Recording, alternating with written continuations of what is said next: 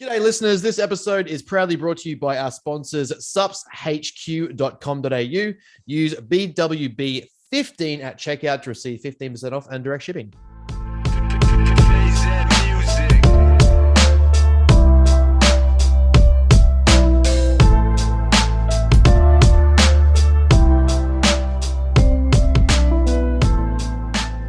G'day, listeners, and welcome back to another episode of your favorite educational piss takery podcast, Bros with Brains. the educational side is like, it's like the smallest amount that we can put in there that we can get away with. We can get away with to call it an educational podcast. It's like with Mac has been able to say that meat is real meat. It's like they get away with like that threshold limit that they can claim it's real meat. Yeah, 100%. That's our educational side. Yeah, we can claim it's this. It's like when Coke used to have Coke in Coke. Yeah. Wait a minute. Yeah. When it had a good formula. Yeah. It's like the old Jacked formula. Oh, those are the days. I was actually thinking I saw it not too long ago, and I was discussing this with someone. I think we've so hyperpolarized the idea of Jack 3D that we made out like it was really, really good. It was actually a very fucking shit formula. It just had DMHA in it. Well, that's what you remember the most. That's like everyone makes out like this fucking Jack, I could conquer the world on it. Like, for like 5 minutes, then you crash and want to kill yourself. Yeah, but for that epic 5 minutes, it's worth it. Yeah, it's the trade-off, Benjamin. It's the trade-off. that is fair. That's pretty much what the trade-off was. Yeah, because it was there, and what was it? Black Skull? That was the other one at the time. It was a small, tiny tub, completely black. I'm sure it was called Black Skull or something. Yeah, and it was Black Skull. Yeah, and that shit was like on par with Jack the original. And you're like, holy shit! Like, I don't know. That Albuturex. Actually, Albuterex. Albuterex. I had actually had like clenbuterol in it or something. Yeah. Like, okay, cool, sweet. The only fat burner $60 for that. The only fat burner that was a legit fat burner. It wasn't a fucking thermic drink. Yeah, it was legit because it was like illegitimate. Yeah.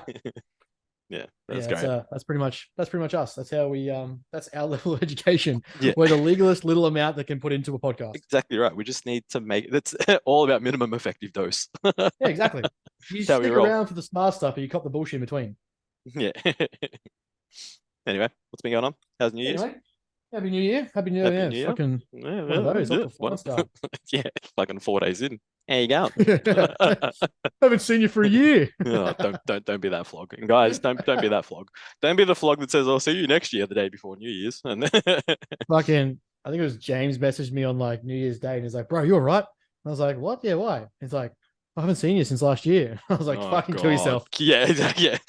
10 sets. Shit, get out. 10 sets, 10 reps, concrete wall, go, headbutts. Legit. I can definitely see that you have a daughter because that's a fucking dad joke. Yeah. That's my domain. Fuck off. Yeah, you just let him get away with it. Just like, I'll let you get away with one. That's it. Your quota's met for the year.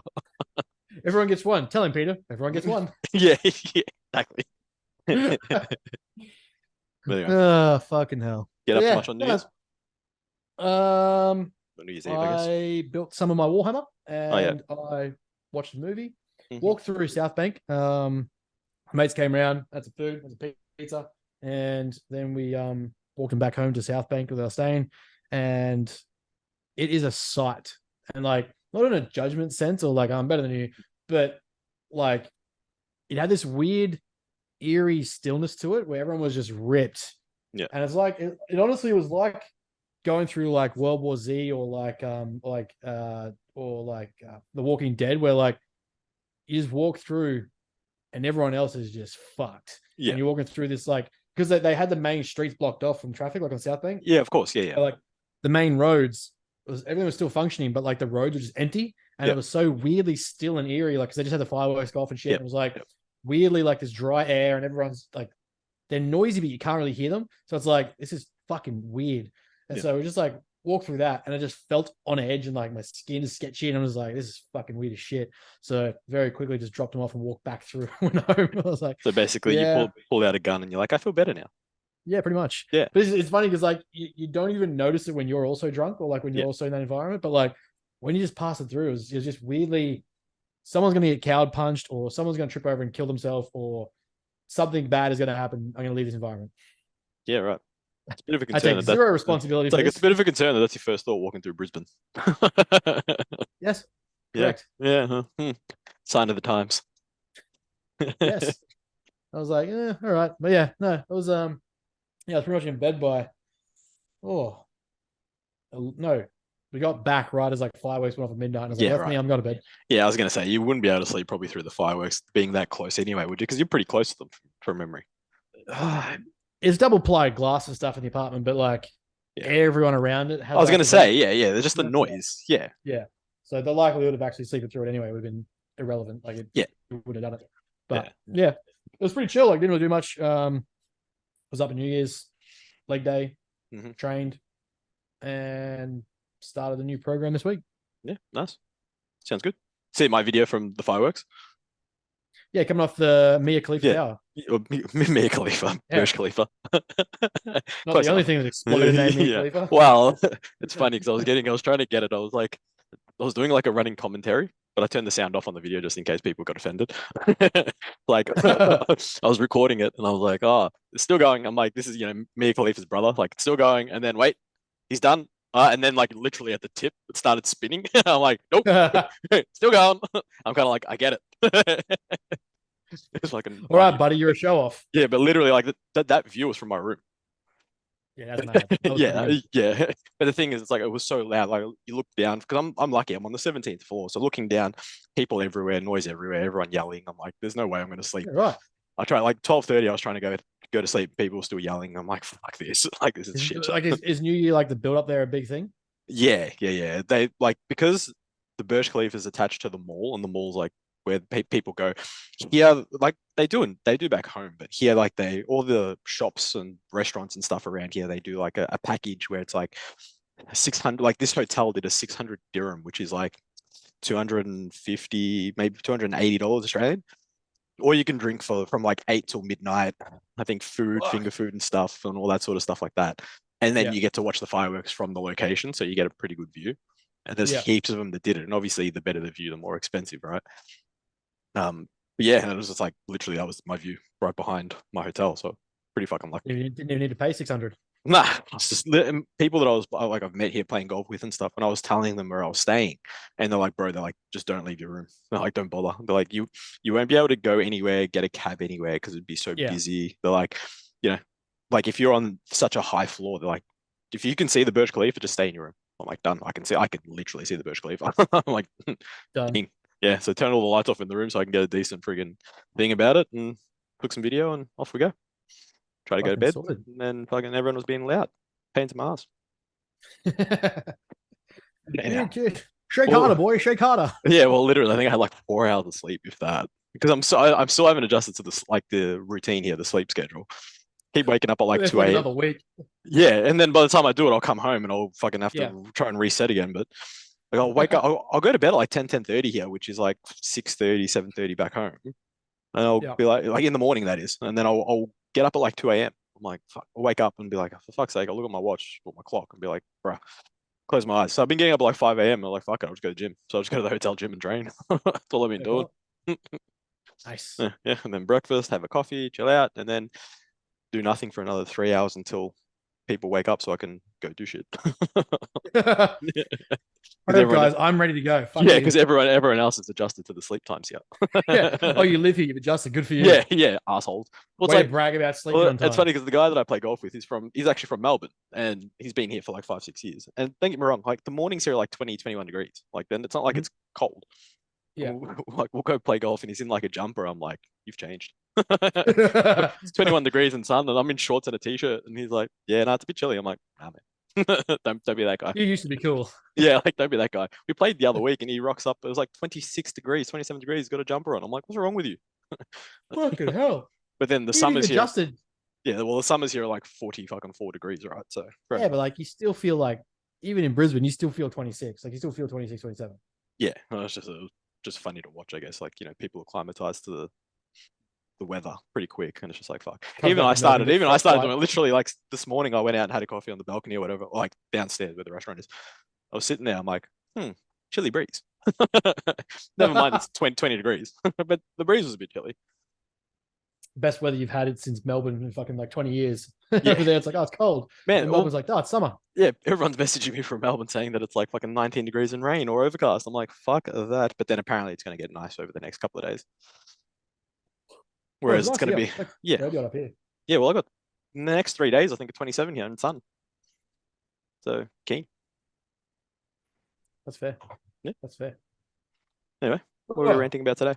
What are we ranting about today? I don't know. Less of a ranting topic, more of a positive start to the year, I guess. Maybe boring. something more. Sounds what? I said that's boring. Yeah. Fuck all of you. No. Yeah, I think something that got asked about at the end of last year was like resolutions, New Year goals and stuff. But I think it's odd, right? Because we get that the whole New Year's resolution is like they come and hijack the gym and blah blah. Everyone gets antsy about it. But at the end of the day, the less we have people dropping off from fitness or dropping off from their goals, the less they have to come back and be New Year's resolutions. They just continue trainers. They just get better at training. They don't have to take up space or be weird or be like, uncomfortable. So the incentive is like, yeah, sure, make like it sucks that first month, which statistically we know is by the time everyone drops off their goals anyway. I think it goes like decreases like 40%, then to 80% by week 6. Mm-hmm. You're understandably it's like a little in the way, if you will, inconvenient, mm-hmm. because there's like, someone on a bench press trying to do like an upright row or some shit like that. Like they're just seeing shit and figuring it out, or, they're just getting back into training, but going from some old school programs. I don't know. But it's more of our incentive to make them sustain their goals, because inevitably, and we know this, like most people who start changing for like, a New Year's, I want to lose weight or stop drinking or whatever, or just be tone up, generally ends up becoming someone who trains pretty hard. Like they usually start, like the natural progression is like, it goes from, I've got no idea, I'm going to quit everything, do a New Year's resolution. If they sustain it, it starts becoming like, well, I've lost the fat or I've lost the weight. Well, now I want to get more muscly, so I need a new program, so I want to get more trained, so I want to do more this. Then all of a sudden they have a sustained training lifestyle for like, the last, 2, 3, 4 years, whatever. So they become better and then become part of the pain. The issue is then obviously if we don't support that and they continually go through the perpetual start resolutions, quit resolutions, start resolutions, quit resolutions, they're never actually going to make any sustainable changes, and they just keep being that person who you feel is in the way. So it seems like it's more of an incentive for us to help understand how to make changes or how to sustain New Year's resolutions, to at least to the point where it becomes lifestyle changes as opposed to just a New Year resolution. Yeah, I mean, we do know that the goals, it's funny because I guess it's also like tied into the argument of motivation versus discipline, right? So it's like we know that New Year's or Monday is like the motivation to be like, yes, new year, new day, new week, new me, whatever. And you're right, the drop off is pretty significant over a very short period of time. And it's obviously like that underlying factor as to why you're starting something. That's where it breaks down. That's like, why are you doing it? And understanding the why will then allow you to progress for a longer period of time, and making that something that is worth something to you. Yeah. It's like, it's got to have, I guess, a deeper meaning to you for you to achieve it long term, if it's something that's like a long-term goal. Obviously, if it's not a short-term goal, which makes sense. So it's like, how do you convert, or how do you not convert? How do you adjust, assess, make it so that why is worth it for you? You know what I mean? Like, what is it? I guess, what is it that you could do? Or what is it, what you could think, how you could assess it? Is there a step-by-step system that you could employ to make it, worth it for you? Or how do you assess that goal? And is it big enough? Not big enough. I guess, is it worth it? That's probably the best way to put it. I think the thing is actually first establishing whether your goal is actually your goal. Because the issue is, so when we look at the way we map out goals and the structure that I have for my clients, when they map out like the 5, 3, 1 year, 6 months, 3 months, 2 weeks, weekly actions. The thing I find with a lot of people is like what starts off as the goal they think they have, or like their New Year's resolution is, I've got to lose 10 kilos, or I've got to lose 20 kilos, or, I want to completely quit drinking. Okay, let's break that down. Do you actually want to lose 20 kilos? Like what is 20 kilos to you? Why is that the number you've landed on? Well, 20 kilos ago was my pre-baby weight or my high school weight when I could fit in that dress. Yeah. Okay, that's cool. Are you in high school anymore? Are you a fully grown person since high school? Right. Well, yeah. Okay, so then why don't we find a way for you to be happy and confident in yourself now, as opposed to thinking that the only last time you were happy was when I was in high school and I was on top of the world because I felt good and I was pretty and blah, blah, blah. Yeah. What that isn't actually your goal. The goal that it sounds like to me is you want to learn how to be more confident in your skin and actually like feel good about yourself where you are. Yeah. Reverting back to your childhood state of like 20 kilos ago, it doesn't make sense. Yeah. It's not going to be sustainable and it's not going to be emotionally connected for you to actually endeavor or endure the duration required. And then comes like and we've talked about it before, the assessment of gen populations. I mean, say gen population, not in an offensive way, but simply just describing someone who's never come from training before to all of a sudden resolutions and they have body composition goals. Mm-hmm. The duration they set for the expected result is never realistic. I want to be like, and we've said it 100 times. We've said it to clients a million times. Even if you're a general weight loss client, if you're a lifestyle client, if you're a performance client, it took you 25, 30, 35, 40 years to get to the position you're in now. What makes you think you can do it in 4 weeks? Or what makes you think you can do it in 10 weeks or even in the first half of the fucking year? Yeah. How did you get to this conclusion? Because you're setting an incongruence between what you want to happen, what you think will happen, and what you think can be done in that time frame. So then when it doesn't happen, you immediately shut yourself down. You've lost motivation. Yeah. Well, because you've created unfair precedent to what the conclusion will be. Yeah. Well, I think also a lot of people don't take into account is the environmental factor when it comes to your goal setting. And it's like you mentioned, the example of the person 20 kilos ago because, it was pretty baby. Well, it's like the environment's changed. Yeah. So it's like, the goal is not necessarily, a bad goal in a sense. It's just, is it as realistic as you think it is? Purely because now the factors and the environment you're in has completely and utterly changed. And environment is a big, thing in terms of like nurturing your goal and helping you achieve your goal. Like we know that by like, when we talk about our goals, trying to get jacked, it's like when guys or girls go to like 4 different gyms for different body parts because there's different machines. And it's like, we get it. I get it. Different environment, different outcome usually because you feel more comfortable. So it's like, making that environment for you as well is a big work to your favor is a big thing.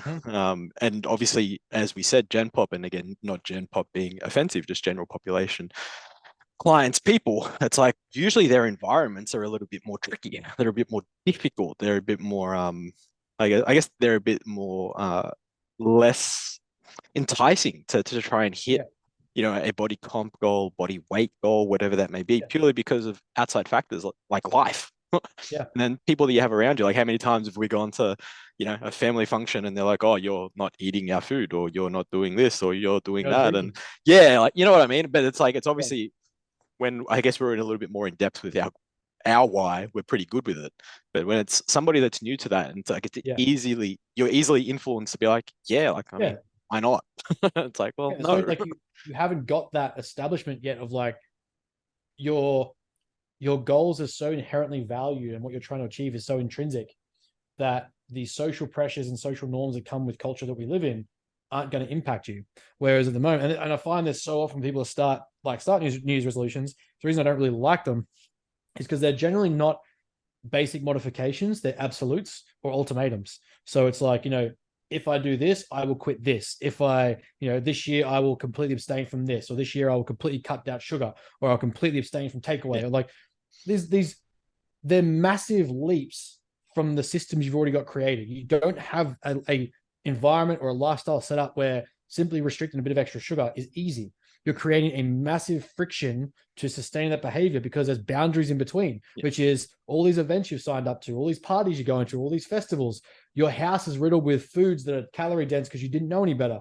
You've got, all these takeaway menus on your fridge. You've got these apps on your phone. You've got friends that have no interest in dieting. All of these things culminate in you resisting changing that behavior because it'll just be so much easier if you can reconvert or conform back to your old choices. You're creating obstacles. It's like you've created obstacles, in your own path without probably even realizing it. And that's where we look at the why and then identifying what these obstacles are and what ones can we remove, what ones can we manage, and what ones can't we manage. And it's literally like there's your step-by-step process for starting that why. And it's like, well,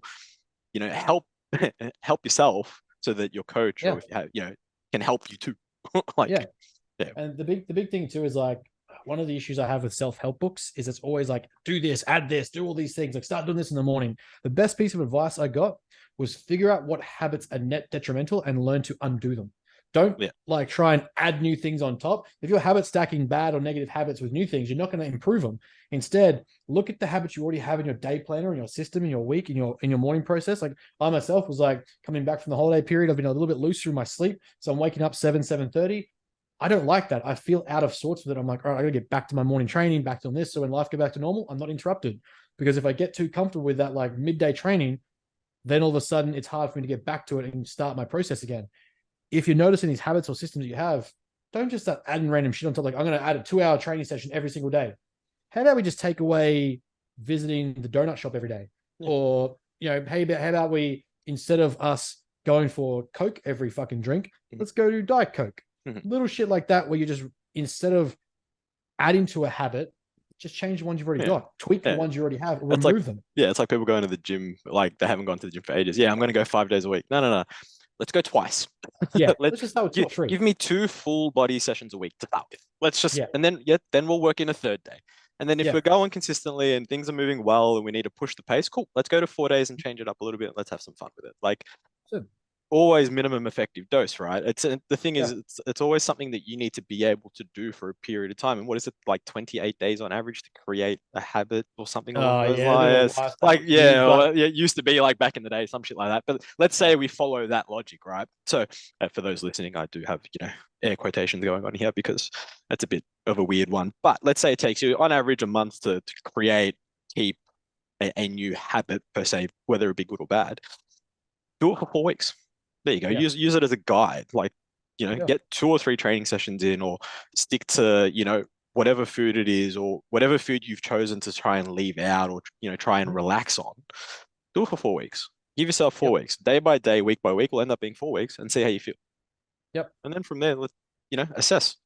And then, from there, there's a perfect chance to then, like, let's look at Marvel, for instance. So we have the same continual timeline. That's Marvel's timeline, the MCU that's running. Every time they want to add a branch to the story, they don't cancel or remove or like stop all the other stories. Like, all right, so this is a storyline. We've had this story run. Now we're going to add this one. Now this story combines with it. It's the same way with your habits. You have a running timeline, which is the goal you have. And now you go, okay, well, I've been able to go to the gym twice a week, a pretty intense like workout period. I'm also going to add in steps every day, or I'm going to add in steps every other day. And I might aim for 7,000 because I normally get 5 or 3 or 4 in my workday. Let's start with 7. I'll double my general output for the day on the days I don't train. Cool. Now, can you do that for 4 weeks? Okay, you've done that for 4 weeks.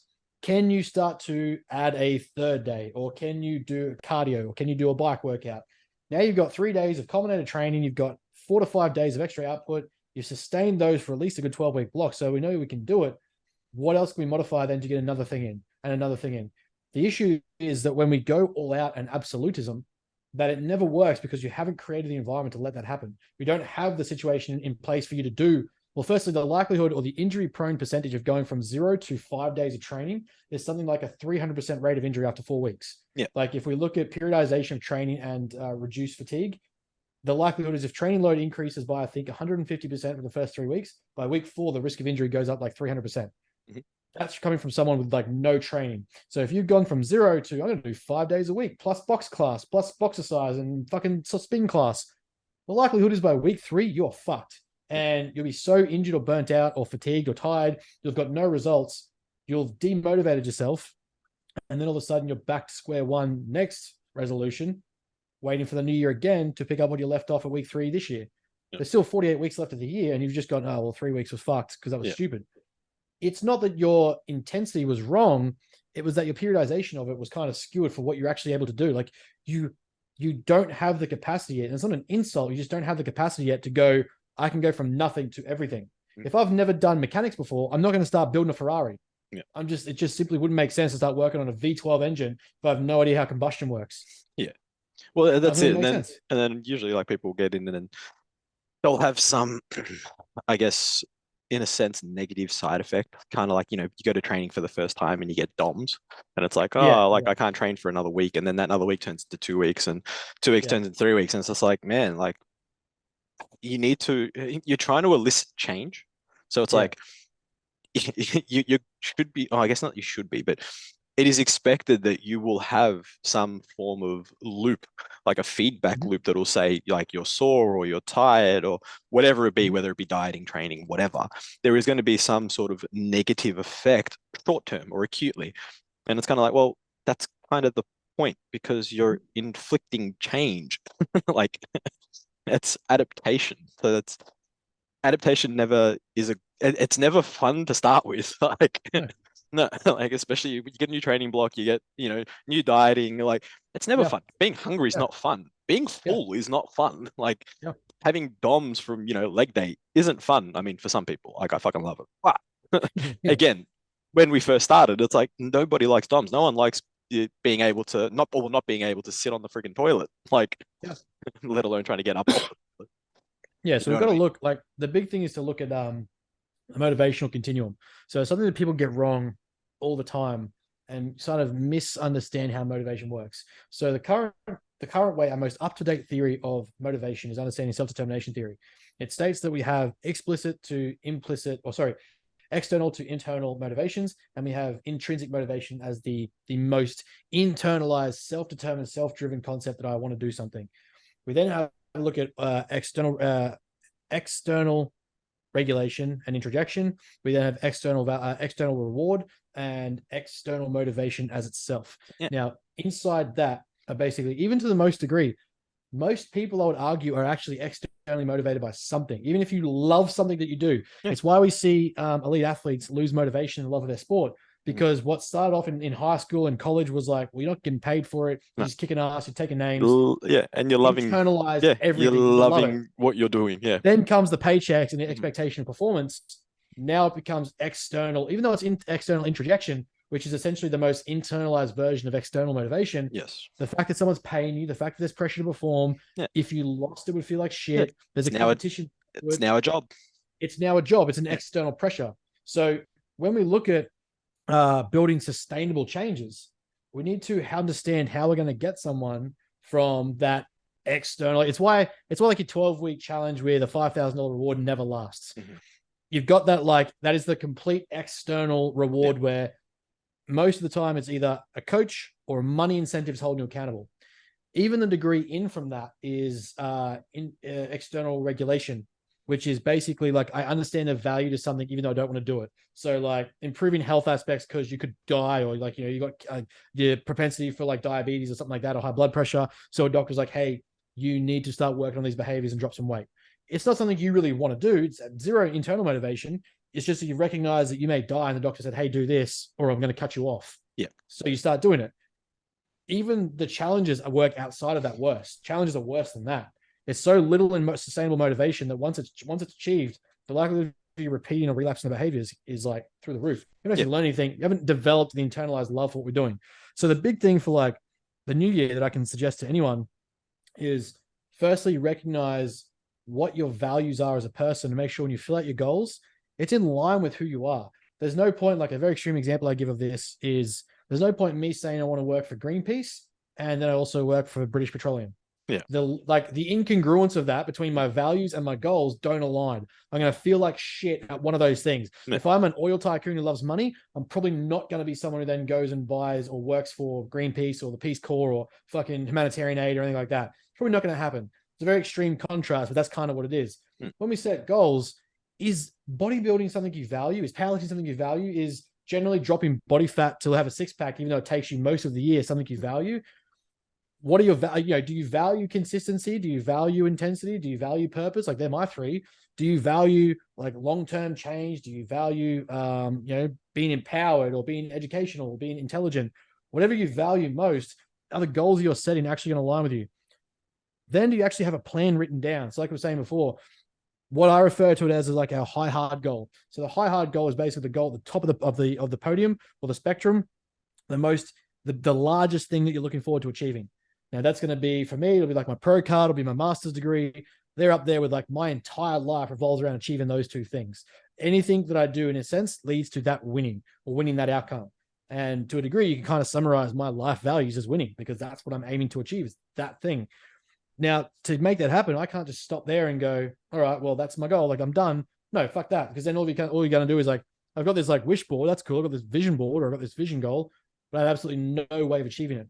The reason why I don't like people saying goals are unrealistic is often because the people who said they're unrealistic don't have a step-by-step plan or a map to achieve that goal. I mean, impossible. There's a reason why there's a book called The Art of Impossible by Steve Kompler, is because he's very clearly established there's a difference between impossible and a hard eye impossible. Yeah. And that being like, I'm not going to be black and 6'5" and African American and play center for the Michigan Wolves. Like, it's not going to happen. Yeah, 100%. That's impossible. But me learning to squat 300 kilos, if I really, really want to and get my back better, is not impossible. It'd just be fucking hard. Exactly. People overemphasize the hard and go, it's impossible. Okay, if we mapped out a strategized periodization to your goals over the next 5 years, I guarantee you I get you a 300 kilo squat. Yeah, and that's it. And then also you throw in the time factor that most people don't want to adhere to, right? It's like, yeah, well, it's like we just use that example of 300 kilos because, yeah, it's kind of my job. It's like, well, yeah, like I can map you out to the 300 kilo squat, and you're right, it's probably going to take 3-4 years. Like my boy Darcy started with me at a 500 kilo or 550 kilo total or something, like tiny for a guy that was 120 fucking kilos. He's 4 years now, 5 years. This will be 5 years. He's now got an 800 and something kilo total. So over 300 kilos added to his total. He's got over a 300 kilo squat. And he first started with me, I think his squat was like 180 or 200 or something like that. Like it was nothing. And now he's got an over 300 kilo squat. So it's like, it's taken 5 years. Like, but people don't want to wait 5 years. They want it now because then you see all these, influencers and shit doing all this crazy crap, online. And it's like, well, they did it in 3 months. It's like, yeah, but watch what happens to them in 5 years' time. Yeah, exactly. And like for us, like even going a bit more like that, like you look at myself, I can give you right now how it's mapped out. So for me, like even in a 4-year time frame, because generally, and I'll like kind of touch back on a minute, one of the things I find is once you go all in on a goal, like, and not all in is like it's either all or nothing, but all in the sense that I'm going to give myself the best chance that this happens and give like as much effort as I can spare to this goal. I'm going to make it happen. Generally, I find that once we narrow that in, your level of focus and ambition is so much greater than you thought that the time frame doesn't end up being as long as you thought it was for that simple goal. So like, 6 months to drop 5 kilos is reasonable because you're going to learn habits along the way. But I guarantee you, once you go all in, start ticking the boxes, do those behaviors, 5 kilo comes off easy. It's the next goal we set after that. The next goal, a really true long distance goal, is kind of like an evergreen product because it's never really achieved. It's just always right in front of you, like the donkey or the carrot. It's kind of just like leading you a little bit further and keeping you motivated to keep going. Like, I want to get a pro card. Let's say that happens and I map out the plan. I can tell you that plan in a minute. Let's say I achieve that pro card. The next goal then is I want to go to the Olympia. Like it stops being that it's a fixed goal. And it's like every time it's reached, it's like there's another little leap out in front that is put there to go. Well, it's kind of like the ultimate goal or the macro goal is, let's say it's Olympia, but then the micro goals in between to lead to that is like your pro card, right? So it's kind of like you're working back from your ultimate or your target goal. And that's the basis of, programming and, no different to like, let's say we're saving for a house. Yeah. You've got a deposit total you need to have. This is the amount I need. Yeah. I can save $150 a week. Exactly right. In 5 years' time, I need to have a fucking 10% deposit. Yeah. Cool. Yeah. You work literally back from your big macro ultimate goal and you make it achievable. And that's how you set up small targets. Yeah, and as long as compartmentalization. Yeah. And as long as you hit those small targets, you're on your way to hitting your big target. Like that's and you'll very quickly realize how not important the original goal was and how much more like the self-development, the discipline, the environment set up, the success, the achievements, like all those things along the way feel better than if you just left it at 10 kilos. Well, that's what's even more funny. It's just, it's like using the 12-week, 16-week challenges where people, get a money incentivized. From anecdotal evidence, so from what I've seen, because I've worked for companies that have done that, it's those people that actually don't win that keep the change. Yeah, that are able to actually have lifestyle change and have habit formation, whatever you want to call it, for that last longer. Because they may have been initially incentivized by the money, but because they didn't win in terms of the financial gain or the financial prize, they actually they still understood and they still won from a habit formation lifestyle change. It's always an interesting one. Yeah, and it's such an easy stepping stone. If you once you take that back, it's why I say like make sure that big goal aligns with your values. Like everything about my goals has purpose, has intensity, has consistency. I know to achieve the pro card. I need very consistent effort with an intensity that no one else has. And there's a purpose to everything that I do. I know that to get to my master's degree, there has to be consistent effort to my study, consistently passing my grades, and intensity to my focus and study, and to how I approach my education with a purpose of each grade needs to achieve a certain GPA. So I know those things exist along my values, so that if I were to deviate, if you will, I know I come back and that's still the thing there, still the goals that are achieving that I'm trying to get to, because it aligns my values. So I'm more likely to sustain that endeavor. Then you've got the interim goals, or what you might call the intermediate stage, where you've got the different domains that need to happen for those goals to occur. So you're looking, okay, I want to lose 20 kilos. Well, you don't just go, okay, 20 kilos, I'll start training every single day. No, we have to go, okay, what domains in my life impact that goal achievement? Well, it's probably going to be my nutrition, my training, my output, my knowledge, probably my environment, and maybe my friendship circles. Okay, what do we do in those individual things to make that higher hard goal achievable in line with my values? Well, now we break that down a bit further and go, okay, each one of those domains, what do I need to do? All right, well, I need to, in my nutrition side, be more mindful or informed of what I'm eating. How do I do that? I might get a coach. Or what can I start to change from here to make an impact? Well, I was doing 4 cartons of piss a week. I might do 2. Yeah. And that doesn't even include, tracking food yet. No, that's not even, like, you know what I mean? Yeah, like, because people straight away be like, I need to track my food. It's like, well, you don't yet. Like, we can start smaller. Like, that's a big thing to go from never tracking or not tracking for a while to tracking. We can have steps in between. Yeah. How do I, from there, then you start to like the post I put up the other week. How does nutritional literacy play into it? Well, do I know what protein is? If I know what protein is, just start by increasing protein. Don't even worry about, tracking or worrying about like exact macros or exact weighing food. Just make sure that each part of my plate has protein on it. Okay, that's a change. Were you doing that before? No. Okay, we already know you're in a better position then.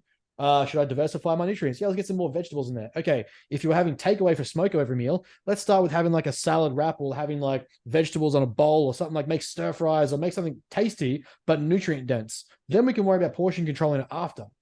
Looking at lifestyle factors. Am I drinking every single weekend? Do I need to drink every single weekend?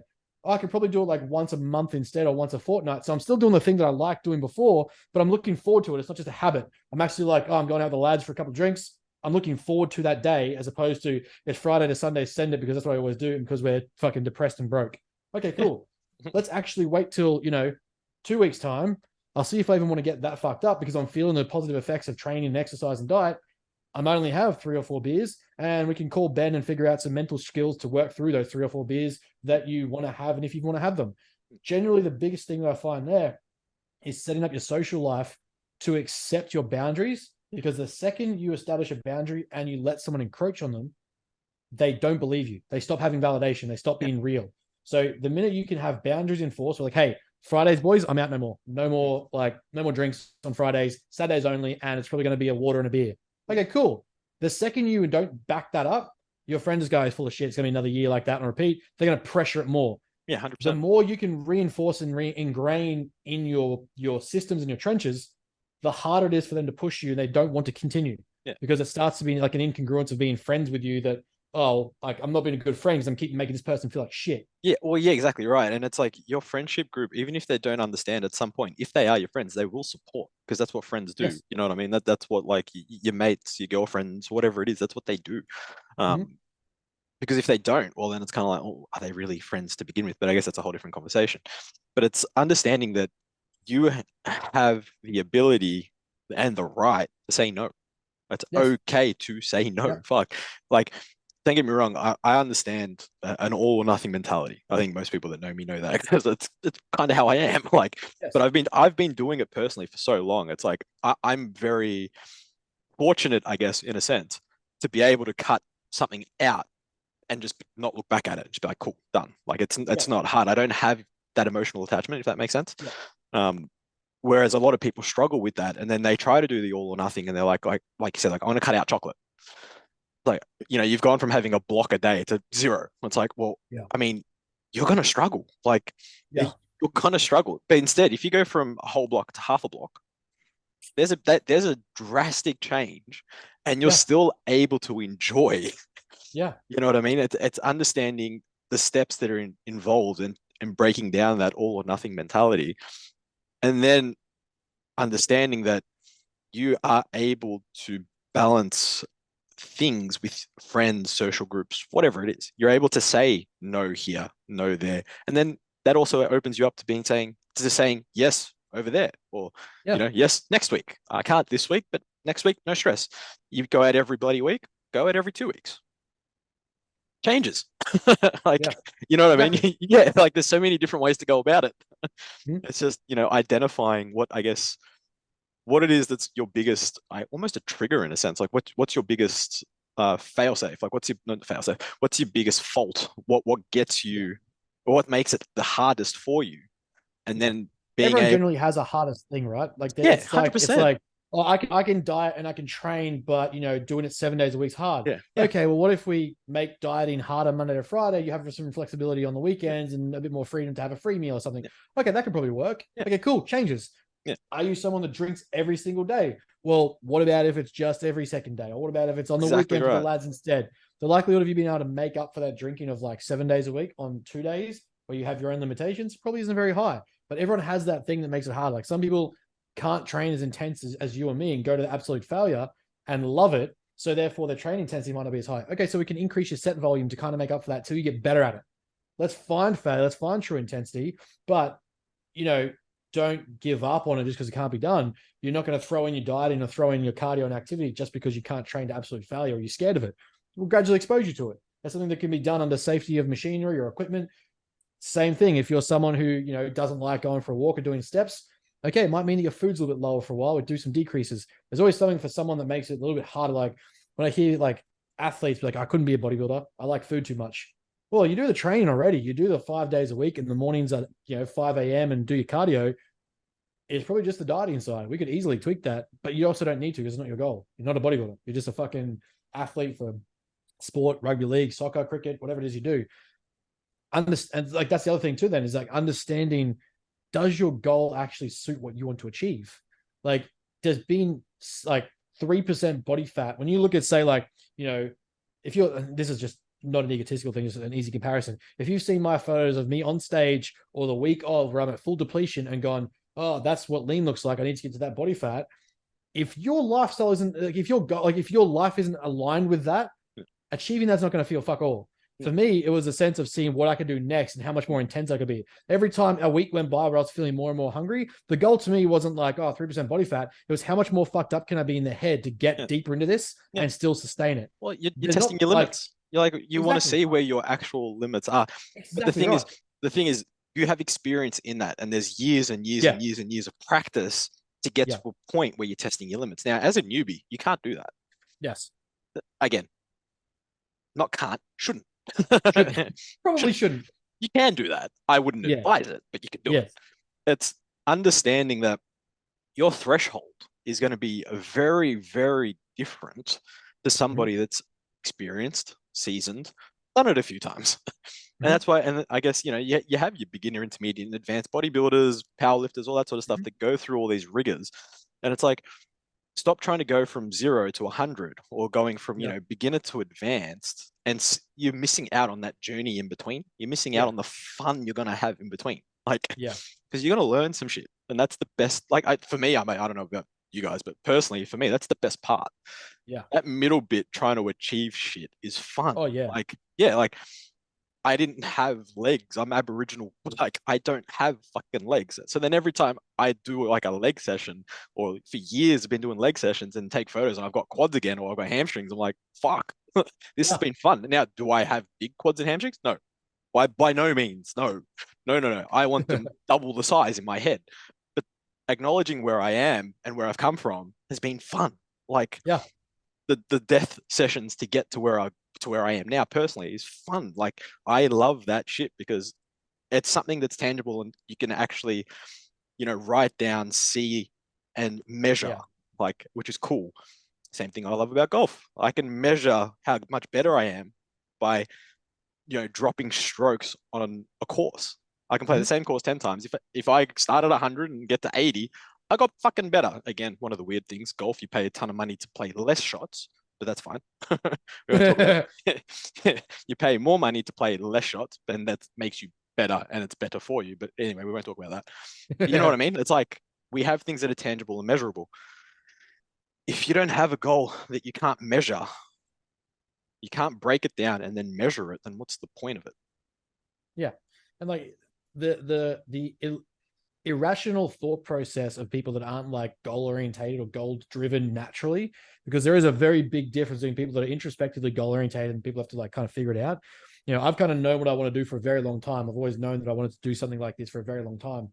It's very easy for me to establish, not always work on, but establish that that's what I want to do. We need to be able to kind of look at what we're doing and like, yes, strive towards it, but you don't want to skip the middle part. And you like a lot of people have this irrational conclusion that when I start this goal, I'll feel great when I get here, or I'll feel great when I get to X, or like when this weight comes off is when I feel good. It's an irrational and illogical, not counterintuitive, but it makes sense, but people don't really think about it. That's not what feels good. When we look at elicitation of positive emotions and positive chemicals and hormones, positive feeling good, or positives of feeling good, comes from the action of striving towards the goal. So if you have that massive goal, which is why we say set them, write them down. If you can actually see the goal and you've written it down, you know exactly what's going to happen. The joy and pleasure you feel is not in the achievement, though it feels good and it's great. Like, yeah, fuck it, this is awesome. The pleasure is actually achieved in the duration of striving towards it. The positive emotions that come associated with you checkpointing yourself and actually seeing, hey, where I've come from, where I'm going, and what I've done, and also like and feeling each part of the journey is scientifically proven. That's what elicits most of the positive emotions, endorphins, dopamine, serotonin. Those things start to feel better when you're striving towards, not so much when you've achieved. The reason why I felt so good at my shows is because I was like, yeah, cool, I got a gold medal. I take the piss out of it. Like I say, yeah, it's gold medal. But it wasn't my pro card. So I know, even with all of this work that I did and the progress I've made in 2.5 years, it's still not even close to enough. I get to go again and have to be even better. I have to be even better than the time before. I have to be better the next time. So that excites me and that makes me feel good because I'm like, cool, that work I just did, that's not even close to the end. That means there's more to do and more to get done. And even in the depths of me feeling shit during a cut or like going back to a training block or like the top set of a block, I know that it's taking me closer each time to where I'm trying to get to. And that's what feels good. So that when I do get there, I can then reflect on, which I did, I can reflect on the fact that all of that work got me this and it's still not enough. Though it's a good checkpoint, like the goals I've set are, win an amateur show or win my division, win an amateur state title, win a national title, win pro card. Those are checkpointed goals.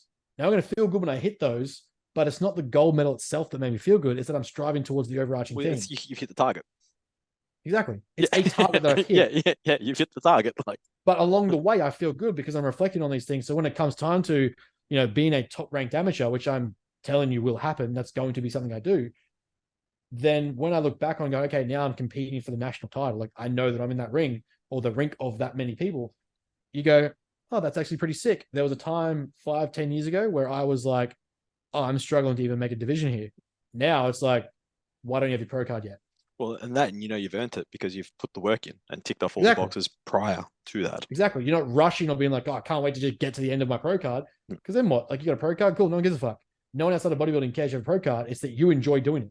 Yeah. And that can be said for whatever your fucking goal is in the new year. Like if you want to learn to fucking fight or box or fucking do jiu-jitsu or you want to pick up golf or you want to go surfing, just going, I'll feel good when I can ride a fucking 10-foot wave is dumb because there's going to be a lot of dives and a lot of dips in between where you fucking stack it. Yeah. That's just going to happen. There's going to be a lot of fights you lose or a lot of like scrimmages you fuck up. Or there's going to be a lot of sparring that you get hurt in. But if you genuinely want to get better at boxing or kickboxing or sparring or fucking MMA, you're probably going to enjoy the fact that, hey, each week I'm learning to do a grapple or a fucking try holder. I'm learning how to do this fucking move or this wrestling move. Those things are going to be fun to learn. She went, hey, there's a point in time where I didn't know it. And now there's a point in time where I do know it. That's fucking sick. Exactly. Now right. I have an arsenal of wrestling moves or fight moves or fucking the ways I can throw a punch or kicks that I never used to have. Now I can snap on someone when I'm in the ring. So you've gone from being a shitty fighter to a really good fighter. Now you might go do some fights or maybe get better at your fights or maybe you're actually in contention for like winning a title or a golden glove or something like that. That all comes from the process of the process. Like you have to go through the journey. Yeah. exactly that right. you've earned being good. Yeah, it's like you've practiced hours and hours and hours, and it's like, yeah, well, repetition on repetition. That's the journey, and that's the fun part. Yeah, like That's the Peterson talked about it where he said he's like, I actually pity, we don't pity like children of really rich people, and we should, because they're never going to know the crux of going through something hard. But to them, we each get choices, we each get decisions to make, and our lives are all uniquely different, their own struggles. The likelihood is like, someone can say, hey, you're a certain rock star and you got everything at your fingertips and you're worth millions of dollars, but also their propensity for drug addiction and depression whilst being a traveling rock star is actually quite high. So that's their trade-off we don't hear about. So, like, I always prefer to be the person struggling and figuring out how to get better than to be someone who's just been gifted things and my crux come from something else. Like, just being born into money to me is not exciting. Like, I don't envy those people, because there's going to be a list of traits and tribulations in my life that I've gone through that make me that if I had that money, I would have had. So then I wouldn't be as driven as I am. Yeah, and I guess that's I guess always like the other side to that argument. You do have like I'm in Dubai. I kind of get it. A lot of people with a lot of money right now, right? But there are those that are born into privilege, whether it be money, whether it be whatever.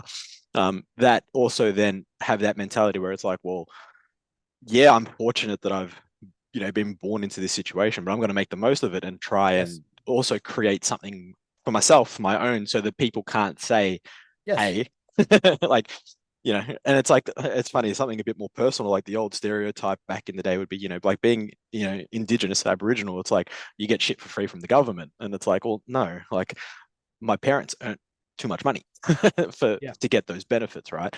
And I remember going for my high school interview when I went to a grammar school, got a scholarship, my second high school, that is, and basically sat down with the like the dean of the school, kind of not the principal, basically one under for the campus. And he sort of interviewed me and said, and at the end of the interview, sorry, and I just said to him, look, I don't want you to accept me because I'm Aboriginal, because I'm literally the only Indigenous student at the school. Like, accept me on my merit, or like me as, at the time being an athlete, once upon a time, accept me for my sporting prowess and what I can give back to the school. Don't accept me just because I'm the token Aboriginal at the school. And I think like that's what got me in, to be honest, because it's like, I don't want to be accepted. I don't want to be given something because of my background. It's like, I'm going to be given something because I've earned it. And that is a big premise of where I think these whole, like, to kind of loop back, is New Year's struggle to recognize that you're not entitled to a result. You're not entitled to just get, well, I've said I don't want to do this for the year, so therefore I should have it. Or I want to lose 20 kilos this year, so I should have it. Yeah, visualization is a great thing, but there's a lot more to goal setting even amongst that you need to achieve. There's a Harvard study done. There was a Harvard study done on goal setting based on this myth from Yale, actually. So Yale, there was this wives' tale that that a business class of Yale wrote down their goals and had this little premise, this like equation, and it led to a 90% increase in all of them achieving the marks that they strive for, that the rest of their graduating class didn't. That wives' tale led to Harvard Business actually conducting a study that found, so they had 5 control groups. There was a group who just had their goals in their head. There was groups who knew their goals and wrote them down. There was a group who knew their goals, wrote them down, told a friend. There was a group that wrote them down, knew about them, told a friend, and looked at them each day. And then there was another final, like fifth control group. And the fifth control group, they were on total 65% more likely to achieve their goal than any of the others. Any of the others combined. That massive like conjunction there, where you know what your goals are personally, you have your values align with those goals. You attach values to those goals. You've written them down, you look at them every day, you've told a friend, so you're held accountable to them, and you reflect on them daily. 65% more likely to achieve those goals. Most people just go fucking January 1st, 12:01. Hey, I'm going to quit drinking this year. Then do nothing else with it. Yeah. Or I'm going to drop 20 kilos this year. Do nothing else with it. Yeah. That's not a goal. That's an unlikely statement. Yeah. You actually take the time to map that out properly, hold yourself accountable to it, put things into action that can achieve it, and suddenly you end up in a position like us where we're talking about like 5-10 years of work. Yeah. Like, it's a want. Yeah. It's literally just a want. It's not, there's nothing in place to say that you're going to achieve it. Yeah. So if anything, if you are listening to the fact that you've maybe created some New Year's resolutions, or you've probably messaged us, or if you haven't messaged us, probably message us for coaching. Figure out what your goals actually are, align them with your values, make them hard enough to reach that it's actually going to motivate you to get better. Because if it's easy and you can get it tomorrow, it's not going to be worth growing for. So it won't actually be anything. Make it something like optimize your environment for it, but also hold yourself accountable. Tell a friend, get a coach, hold someone accountable to those goals so they're written down and they can see them, and then reflect on them each week. Look back at your values, look back at your goals, and say, it's a really powerful way, and it's a very common psychological CBT tool, so cognitive behavioral therapy. In the moment, you have a choice point. Now you know what your goals and your values are. When those friends ask you to come drinking, you can go, is this choice going to take me towards my goals or away from my goals? If the answer is away from the goals, the overarching theme for your week should be to achieve more towards choices than away choices. Exactly right. It's never going to be a perfect week where you're like, all my choices were towards my goals. That's illogical. No. But the endeavor should be that each week you should have accumulated more towards goals, towards choices than away choices. Yeah, we're looking at a pendulum, right? Exactly right. Yeah, we want to tip it to our favor. Exactly. And you're just creating a more they say success is luck or what have you, but luck is just opportunity and preparation. Yeah. You're preparing yourself and giving yourself the opportunities to succeed. Yes, exactly right. You're putting yourself in the best possible situation to be lucky. Exactly. You're not guaranteed that, because there'll always be, if you lose 30 kilos, someone you haven't seen in a while goes, oh, that's lucky. You're lucky. How did you do that? Or how are you lucky to find out how to do that? It wasn't luck. You put in the work. Yeah. But by doing these things, you give yourself the best possible chance to achieve that success or outcome. And this is across anything. Like, this is, it's not looking down on Gen Pop goals or anything, but they are very simple compared to someone saying, I want to be a pro athlete. The outcome of intensity of work from your perspective is still high, but how we get you to lose 30 kilos is it's a linear fashion. Like, we can figure it out. Getting someone to map out a pro status of a sport or a pro contract, a little bit more difficult, but the premise is still the same, and it can be mapped across cultures, across fields. That equation is studied across a variety of goal motivation theories in corporations or in corporate life, in sport life, in business life, in education and study. That premise is studied across different fields. Apply that, and I guarantee whatever resolution you have, whether you call us up for coaching or not, is more likely to be achieved than if you just go, oh, well, I'd like to get good at squatting this year, or I'd like to lose 20 kilos this year, or I want to make some more money this year. That's great. What steps do you have in place to make that money happen or that squat happen? Yeah, figure it out. Exactly right. Exactly right. Should we move on to questions? It's been a big one. I've got a couple. What do we got? Yeah, actually, I got a comment which is quite funny. You'll, I think, appreciate this. Mm-hmm. Ben sounds like Ben Shapiro when he gets overly excited about a particular topic. Shapiro, whatever. I don't know how to say his name. I've got a fuck, marry, kill: Mao Zedong, Idi Amin Dada, or Vlad the Impaler. I feel like a lot of people aren't going to know any of these characters. Who are they again? Vlad the Impaler. Yeah. Idi Amin Dada and Mao Zedong. Oh, fucking hell. Yeah. Like, that's deep. I'm probably going to marry Vlad. I like Vlad. Vlad's a dude. I like Vlad. Vlad the Impaler is basically like the real life version of Dracula. Yeah. Like, well, I mean, was it Dracula that was loosely based? No.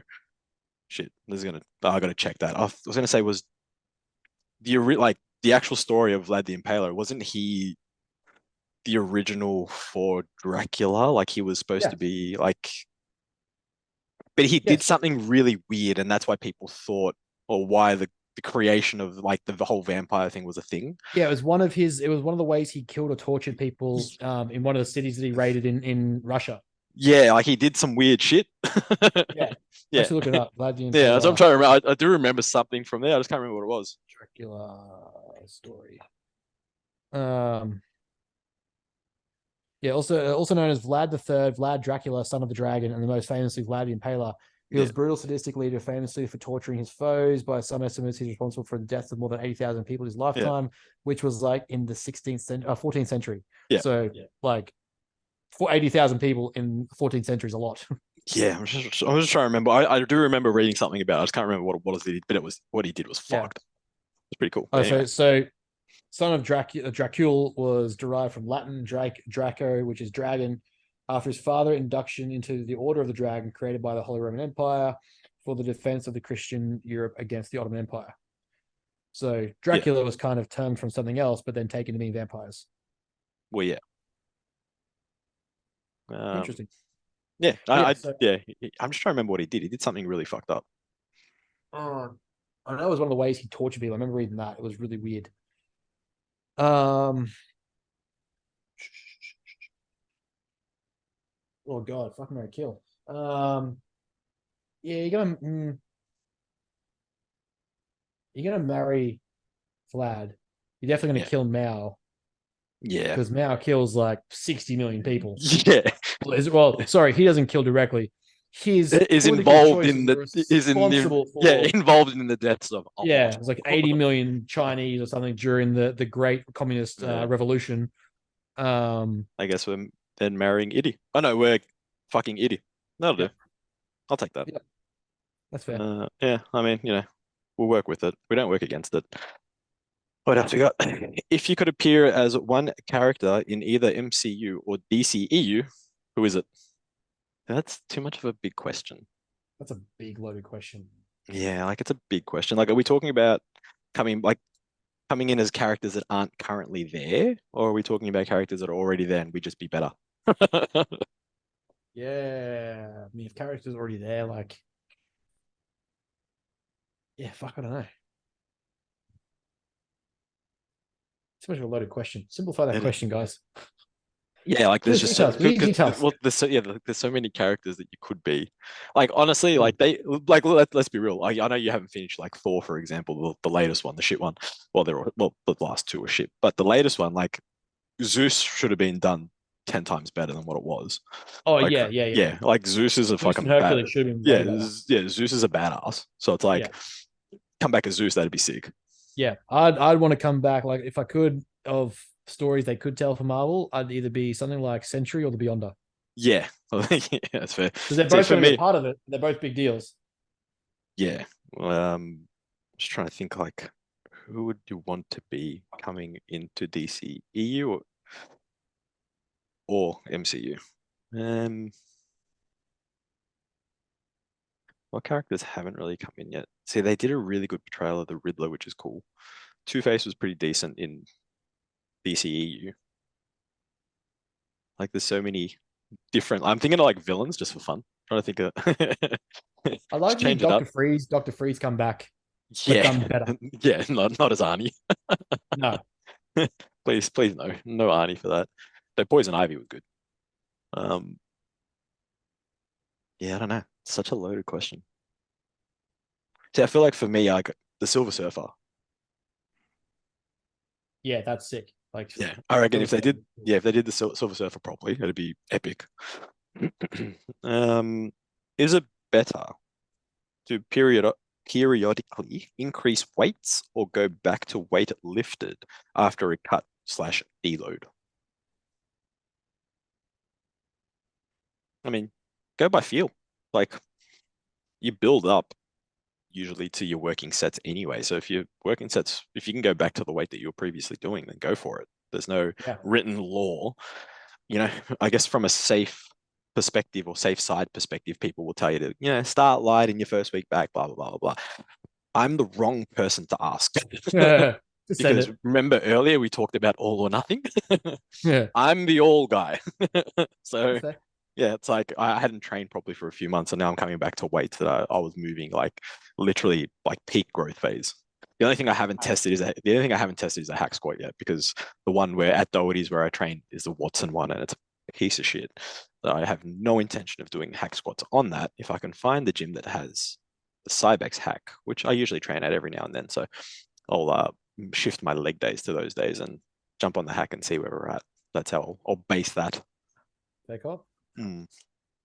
So yeah, I mean, really, it's just like you build up to, your working set, and if your working set feels good and you're at the weight, man, go ham. Yeah. And generally, like generally, I will, if I'm going to encourage someone, like go week three's weights. If you can do week three's weights, you've at least got a starting point then for the week one of the new block to be even better. So at least at week three, by the time you get to the next week three, you're pretty far ahead. Have your deload, start week one again, but week one is week three's weights. Exactly So three right. mesos, you've gradually increased some pretty heavy weight. Exactly right. What sort of data do you collect from client check-ins? Oh, We'd be here. fuck. We'd be here all day. What do we got? Weight, Weight, steps, steps, sleep, sleep, bowel movements, stress, stress. uh, calories or macros. Oh yeah, like actual targets hit versus not just set targets. Yeah. What else we have? Blood. It depends on if enhanced or not enhanced. Blood pressure, resting Yeah. heart rate, blood glucose. Mm-hmm. Uh, motivation to Recovery, train, sensation. Yeah, recovery. motivation. Yeah, there's a lot. Um, yeah, Let's say like digestion, stuff like that. yeah, that's in there. Like, what else was there? Motivation to train, any injuries or illnesses, so anything that affects your day to day, like if you Yeah. have cramps or something like that, or you feel a bit twingy in a knee and you're not able to finish your training session. Mhm. Um, what else? What else? What else? I think that's about it. Yeah, it's about like that. That should be the main stuff you're looking for. Yeah, and then obviously photos and depending Yeah. on client girth measurements. So Yeah. yeah, just some tape measurements usually. Mhm. I think that's all the questions I had. What have I got? I think I've got a few this time. Um, we got best books, courses for nutrition, program design, anatomy. Well, you could just wait about a couple weeks and there'll be a really, really good one coming out. Yeah, right. I like it. But books, books, courses for nutrition. Um, it's more so for me like sign up to websites that are educational. Sign up to Broads, the Evil Genius website. You're looking at people like Bill Campbell is really good. Like he Mhm. gets a lot of He's a like good he resource to have. he's he is evidence based, but without the emotional like Mm. bullshit attached to it. Like when we say evidence based, you know, with people like your Helmsmans and stuff. Like Bill Campbell's good. Yeah, Bill Um, Campbell's the man. so following along with like being scrutinizing with your selections, but looking more at websites people for consistent information, I think is better. Your the Renaissance periodization guys are pretty good. They get caught up in the back and forth with who's right and who's this and that, but at the end of the day, like they do some pretty good info. Um, got a lot from those guys, but yeah, like that's probably where I'd start more than anything. Yeah, I agree. Bill Campbell is like the guy who writes for the ISSN, and you Mike Israetel for RP Renaissance periodization. Go with those guys. Like start there, and it's pretty simple after that. Yeah, John George's pretty good as well. Like it's like yeah. J3 University is really good. Yeah, it really depends on what content you're after, what Yeah, info, what you want to learn. Like being in the game for quite a while now, I would like I've gone to opposite ends of the spectrum, looked at, a lot of controversial figures in the field, yeah, and then looked at you're more popular. And the funny thing is, when we look at content and information, there's a big argument for there's entertainers versus educators. They're very, very different people. mm-hmm. Not to say that a lot of the entertainers, we'll call them on social media, don't have decent content, but they're usually just copies. They usually just Yes, copy people. Someone talking about like if it fits your macros and it's just calorie balance and all that sort of shit. It's like, well, there's yeah, no original content coming, but you're an entertainer. I mean, you get the info across, like good on you. mm-hmm. But at the same time, those that formulate through info, they probably don't have as much content online and stuff like that, or they don't promote themselves online as much. Like Lyle McDonald, like, if you're not reading his shit, wanting wanting to learn, you're already behind the eight ball. Like, Yeah, but again, you won't see him on social media much. But the thing is, yeah, when he comes out on social media, it's hilarious because he yeah. just Oh gives yeah, shit to everyone. But then, you've got other guys or entertainers, in the industry that you sit there and because they have such a big following, you're kind of like, well, they must be right. And it's like 9 times out of 10, yeah, they're wrong. Yep. So it's like for me, I would be looking at, depending on, again, the content you're looking for, I'd probably look at like your Bill Campbell's real good, really, really good to start with, especially when it comes to nutritional stuff. If you want to learn sort of like, if you want to learn everything protein, honestly, as much as I don't like saying it, the OG for protein is seriously Layne Norton. His PhD is in protein synthesis. So don't listen to his training shit because it's fucking horrible. Listen to anything he wants to talk about, mostly nutrition and protein. He's your go-to. When it comes to RP, I only like James Hoffman and Mel. So James Hoffman, when it comes to recovery modalities and stuff like that, he's their go-to guy. Yeah, he's really, really intelligent. Mel is the same. She's, I think, in nutrition from memory. Mike Israetel, like, nice dude. Love him. He's awesome. Funny. A lot of his content is really shit. I don't rate it personally, only because I've looked at the science behind it. Like I've read the papers. The thing is, someone like a Mike Israetel, as much as I like him, the way he puts out content and what he talks about, especially in training and hypertrophy, like not training to failure and stuff, and then you see him train and he trains the complete opposite to what he preaches. That's what bothers me, I think, the most. Yeah, that's fair. He's the first guy to post vomiting videos. Yeah, my point, right? It's like he's training to literal failure. Yeah. But will promote that you only need to go 2 reps shy. So, like,